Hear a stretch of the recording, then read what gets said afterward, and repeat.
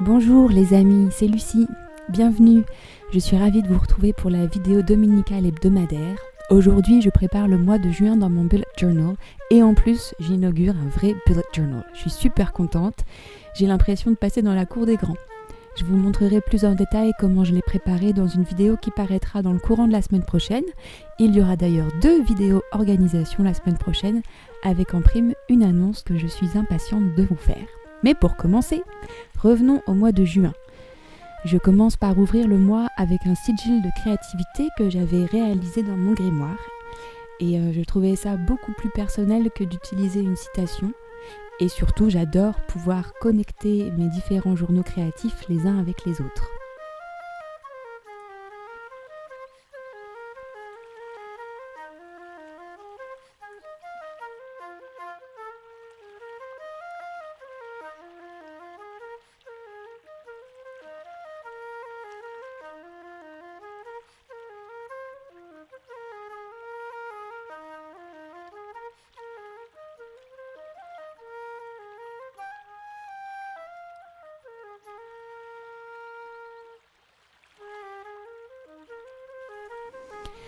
Le thème du mois est Boho Rainbow et plutôt minimaliste avec une palette de couleurs que je voulais plutôt marron, beige, sable, mais qui finalement s'est avérée être très colorée en raison des arcs-en-ciel.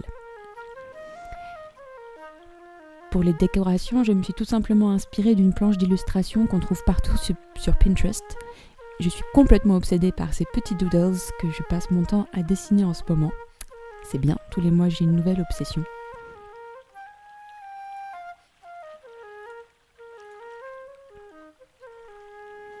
Ce que j'aime avec les doodles, c'est le côté complètement imparfait de ces petits dessins et d'une manière générale, c'est ce que j'aime avec les patouilles. L'imperfection, le droit de se tromper, la vulnérabilité, l'authenticité.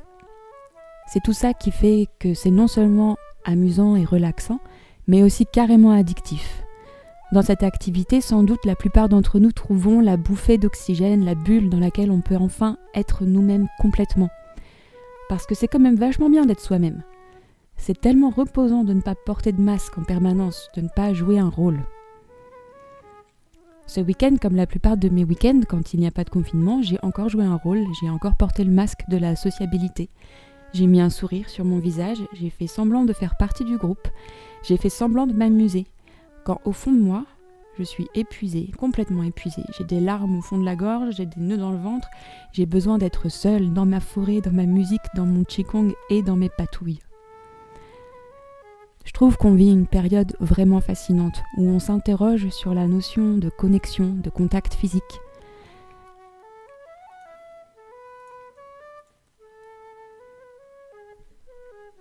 La plupart des gens, je crois, souffrent de la distanciation, sont même pour certains en très grande détresse.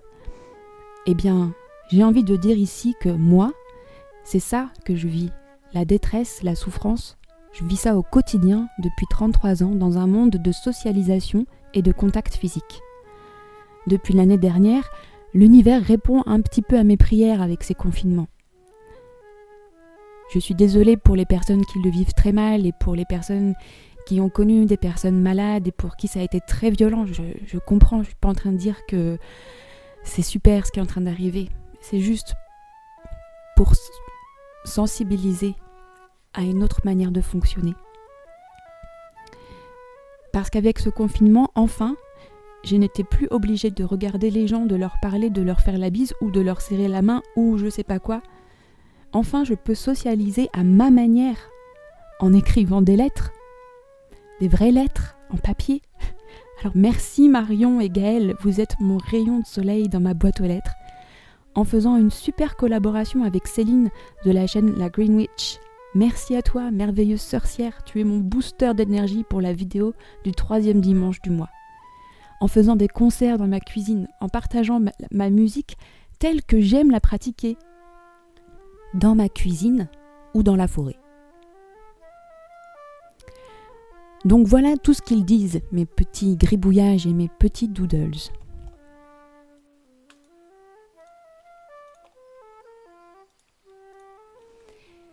Revenons à mon cahier où j'ai commencé à faire mes traditionnelles pages de bibliothèque et de cinéma. J'ai enfin terminé le livre de Carlo Levi et il était temps, c'était intéressant, mais lire les tergiversations de quelqu'un qui s'ennuie, eh bien à la longue, c'est ennuyeux. J'ai aussi lu un livre qui s'appelle L'Esprit des collines de Dan O'Brien. C'est un thriller que j'ai lu en 2 jours.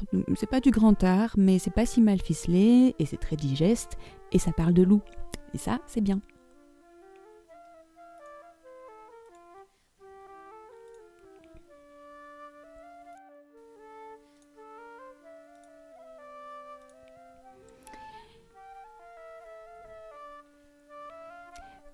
Là, j'ai commencé à lire un petit roman qui s'appelle La terreur dans la montagne. Ça a été écrit par Charles Ferdinand Ramuz. Donc, si vous ne le connaissez pas, écrivain suisse d'expression française, Charles Ferdinand Ramuz est né en 1878 à Lausanne, issu d'une famille vaudoise. Il étudie à Lausanne où il passe en 1901 sa licence en lettres. Après quelques mois d'enseignement, il part pour Paris en 1902 avec l'intention d'y préparer sa thèse, mais il renonce pour écrire. En 1903 paraît Le Petit Village, Aline 1905, Jean-Luc Persécuté 1909, Aimé Pache, peintre vaudois 1911, Vie de Samuel Bellet 1913. Il rentre au pays de Vaud en 1914 qu'il ne quittera plus que pour de brefs séjours à Paris. L'année de son retour, avec quelques amis, il fonde Les Cahiers Vaudois où paraissent ses nouveaux romans presque tous inspirés par sa terre d'origine. C'est à partir de 1924 que ses œuvres sont connues en France, citons entre autres La guérison des maladies, 1917, Joie dans le ciel, 1925, Taille de l'homme, 1933, d'Herborescence, 1934, Paris, note d'un Vaudois, 1938. Ce romancier, considéré comme un des plus représentatifs de la Suisse romande, est mort à Lausanne en 1947. Je n'avais jamais entendu parler de lui, mais en tout cas, le début du roman que je suis en train de lire de cet auteur me semble très prometteur. Quant au film, le mois dernier, j'ai vu pour la première fois Le Dernier des Mohicans avec le beau Daniel Day-Lewis. J'ai toujours beaucoup aimé cet acteur, même si en fait je ne l'ai vu que dans un seul film, c'était Au nom du père, et que j'ai regardé des dizaines et des dizaines de fois quand j'étais plus jeune. C'est un superbe film, alors pas facile, mais très très bien fait et qui parle des attentats perpétrés par l'IRA à une époque où c'était encore très tendu entre l'Irlande du Nord et l'Angleterre. Et c'est surtout pour mettre en lumière les erreurs judiciaires et policières et puis les injustices qui ont lieu dans ces cas-là pour absolument trouver des coupables. Enfin voilà, si vous n'avez pas vu ce film, c'est hyper intéressant aussi d'un point de vue historique, parce que quand même l'histoire de l'Irlande, on n'en parle pas beaucoup, et pourtant il y a de quoi faire.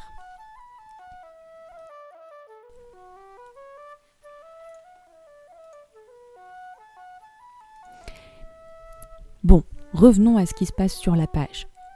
Vous voyez, c'est très simple. Les décorations sont très très faciles à réaliser.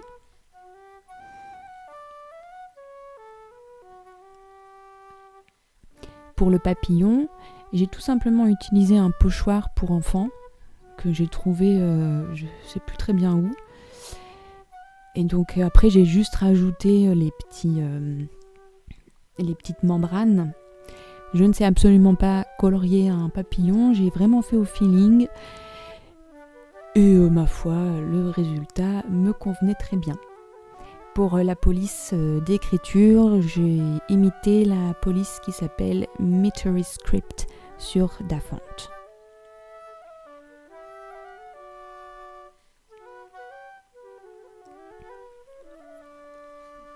Nous voilà maintenant à le deuxième chapitre, le plus important pour moi, la météo. Et oui, j'en avais pas fait dans le mois précédent, mais au final j'ai rajouté une page parce que c'est quand même super de commencer une journée en juste regardant la température, le temps qu'il fait dehors, en s'interrogeant sur la phase de la lune. Enfin voilà, moi c'est quelque chose de très détendant.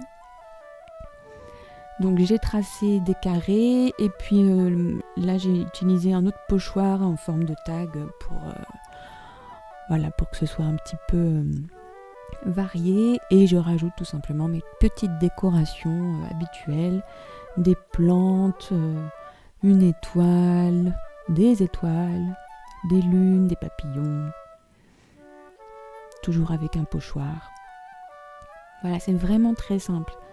Si vous vous dites que vous ne savez pas dessiner, croyez-moi, je ne sais pas dessiner. Je sais reproduire, je sais imiter, et à force, je commence à avoir un peu plus d'assurance, mais il n'y a pas besoin d'être dessinateur ou artistique. Moi, je suis quelqu'un de très très bordélique dans mes prises de notes, par exemple à la fac, mais c'était un cauchemar de prendre des notes. Et donc au début, quand j'avais entendu parler du bullet journal, c'était il y a quand même un petit moment, je me disais c'est pas pour moi, moi je suis pas comme ça, je vais jamais y arriver et tout. Et puis je sais pas, il y a eu un déclic l'année dernière où j'avais vraiment ce besoin de reprendre les crayons de couleur, de faire des pâtés, d'avoir des couleurs et de faire du dessin. Et tout ce qu'on se raconte sur soi, le je sais pas faire, je sais pas dessiner, je suis nulle et tout, c'est que des petites voix, et faut les rassurer, tout va bien en fait, c'est juste écrit-bouilli, et c'est super relaxant et gratifiant en plus. Je vais être super contente d'utiliser ce cahier parce que c'est moi qui l'ai fait du début à la fin. Et aussi, vous avez vu que là, j'ai enfin fait un système de petites... alors, je ne sais pas si c'est vraiment Dutch Door qu'on appelle ça en termes techniques, bullet journal. Mais en tout cas, c'est une page découpée qui permet de faire tenir tout un mois sur une seule double page.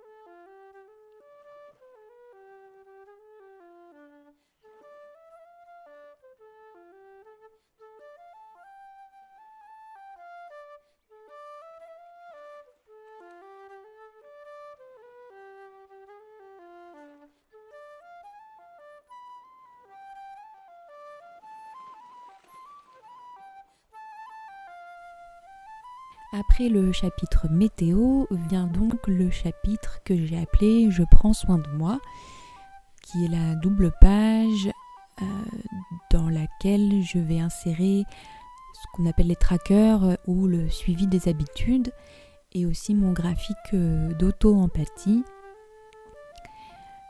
que je refais de la même manière que celui que j'ai fait en mai, parce que je trouvais que c'était très utile et puis très clair, et ça m'avait bien aidé à visualiser en fait les humeurs, les émotions, etc. Et alors oui, ce mois-ci, je fais en sorte de ne rien coller dans le cahier.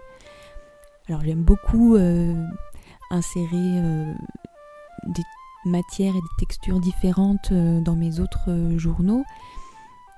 C'est super sympa, mais c'est vrai qu'au bout d'un moment, ça donne une épaisseur au cahier qui fait que ça devient après très difficile de l'utiliser, et ça devient même désagréable. Et puis c'est difficile à ranger, c'est difficile à avoir tout le temps auprès de soi. Donc pour ce cahier qui va, j'espère, me durer jusqu'en décembre, je vais me donner pour défi de ne rien coller dedans et de tout faire au stylo, donc même pas d'autocollant, parce que c'est aussi j'ai pas envie de dire un exercice, mais un petit défi.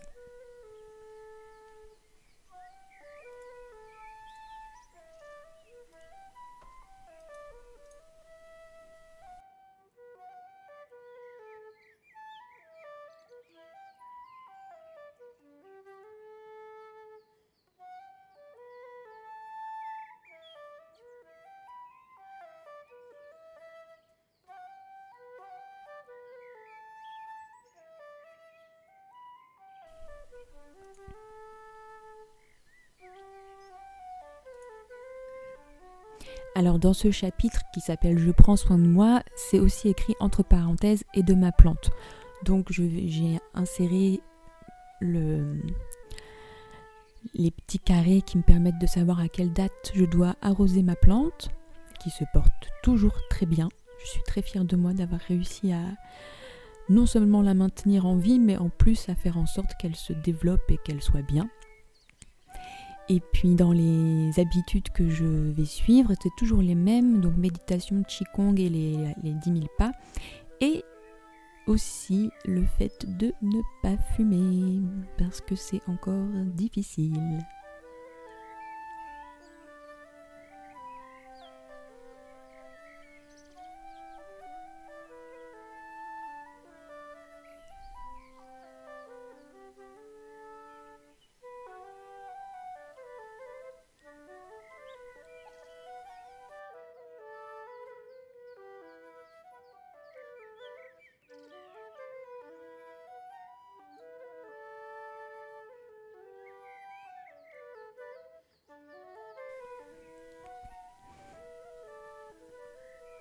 Et alors, ce qui est super avec ces types de cahiers, donc c'est des cahiers qui sont pas quadrillés, c'est pas des lignes, c'est des points.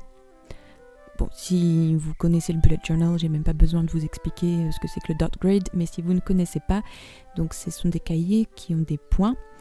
Et alors c'est super parce que pour tout ce qui est les tableaux là, comme je suis en train de faire, ou les suivis des habitudes dans la page précédente, tout est facile.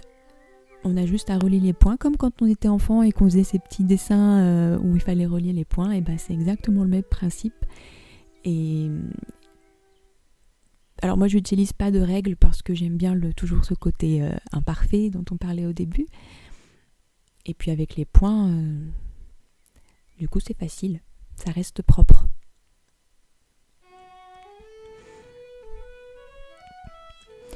Le chapitre du budget va rester très simple. Je fais cette fois-ci un tableau avec mes charges et aussi mes revenus. Et puis sur la page d'à côté, les dépenses que j'ai fait en 2 colonnes.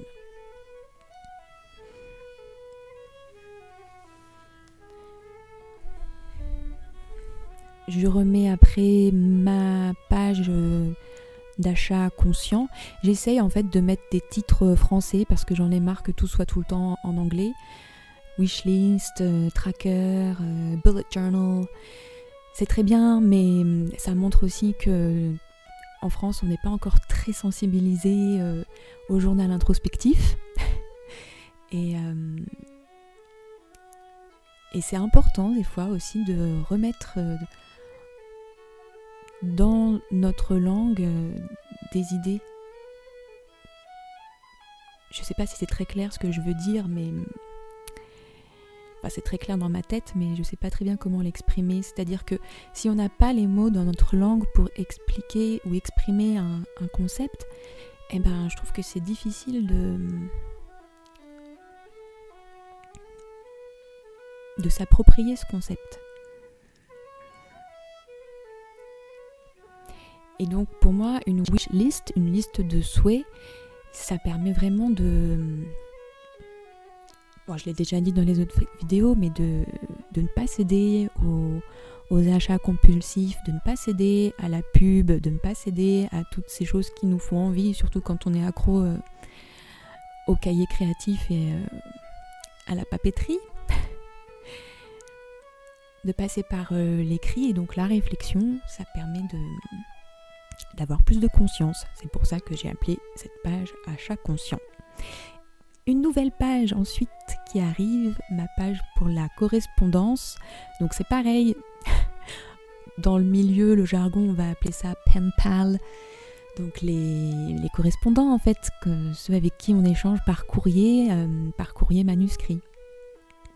En français, ça existe, on appelle ça l'épistolaire ou la correspondance.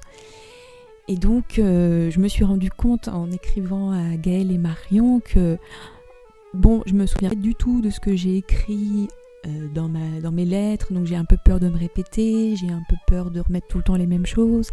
Et puis je trouve que c'est sympa aussi de savoir quand j'ai reçu un courrier, quand est-ce que je les ai envoyés. Ça permet aussi de garder ses souvenirs et plus tard, c'est comme regarder ses albums photos. Moi je regarde mon bullet journal.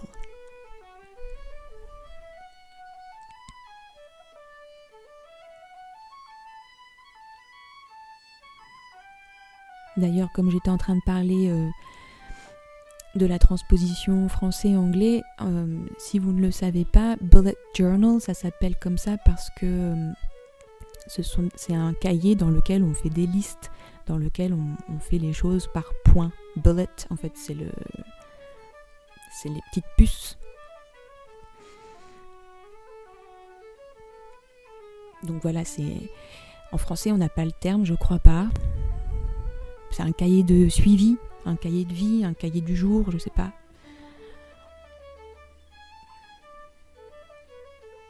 C'est exactement en fait comme le carnet de santé quand on était petit.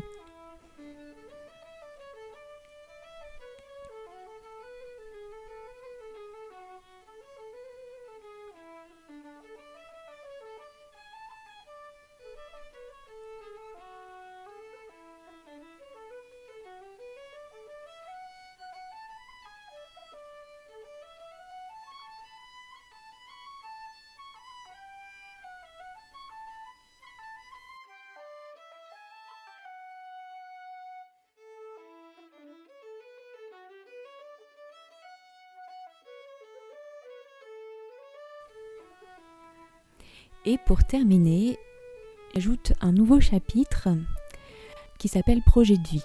Alors, en le faisant, je me suis rendu compte que peut-être c'était pas quelque chose à insérer dans les chapitres mensuels. J'aurais peut-être pu l'insérer avant dans l'organisation globale du journal.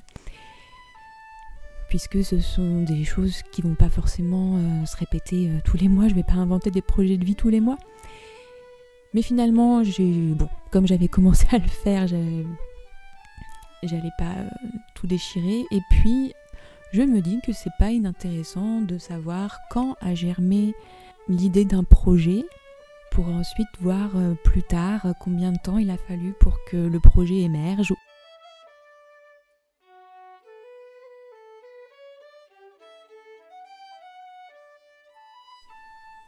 Voilà donc le mois de juin dans mon cahier de vie ou journal à puce. J'espère que cette vidéo vous aura donné des idées. Merci beaucoup d'avoir passé ce moment avec moi et d'avoir écouté mes petites réflexions du jour. Si vous êtes encore là et que vous avez regardé la vidéo jusqu'au bout, laissez-moi un emoji étoile dans les commentaires. Je reviens vers vous très vite, dès le courant de semaine prochaine, avec 2 vidéos organisation. Prenez bien soin de vous, portez-vous bien, et je vous dis à très vite pour de nouvelles patouilles. Bye bye.